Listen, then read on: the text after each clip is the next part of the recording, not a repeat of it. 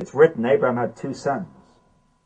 One by the slave woman, and of course was Hagar. The other by the free woman, which of course was Sarah. His son by the slave woman was born in the ordinary way. But his son by the free woman was born as the result of a promise. If I can pause there a moment, he says, Ishmael was born in the ordinary way. When Ishmael was born, and the local gossips got together in the local village and said, hey, there's a babe in Abraham's household. Oh, there is, really? Yeah. Who's the mother? Hagar the maid. Really? Yeah. You see, it's a perfectly natural explanation. An old man, a young woman, it works.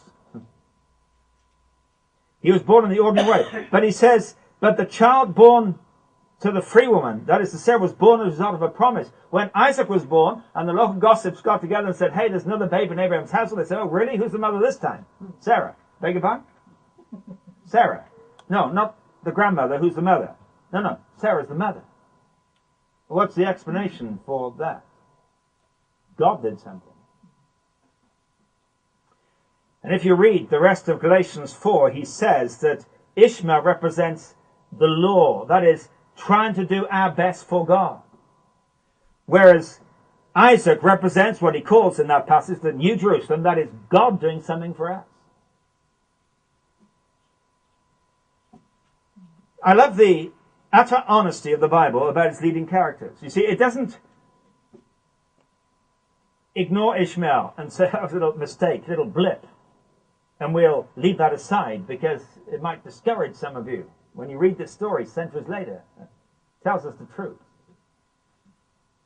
In actual fact, it's probably the pattern most of us end up at some point having to relearn things that we once knew, but we've slipped away and we began to reduce our Christian living to some human activity where it doesn't require God to make it work. It just requires our own discipline, our own practices, our own programming. And you see, when it says Abraham by faith, you see, Abraham had to look beyond and see that although the situation was humanly impossible, when God says something, you trust him. I remember Major Thomas saying years ago to me, and it was a big help to me, he said, never ask as your first question about anything, is it possible? Ask as your first question, is it right?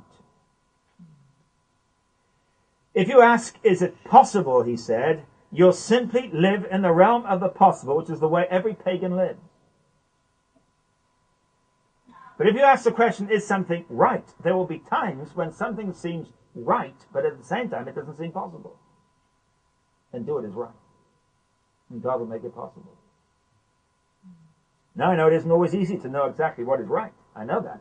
But nevertheless, it's been a principle that's helped me tremendously. To ask of any situation, what is right? Is this right? What is the right thing? And then step out in obedience and trust God, who's going to make it in his own time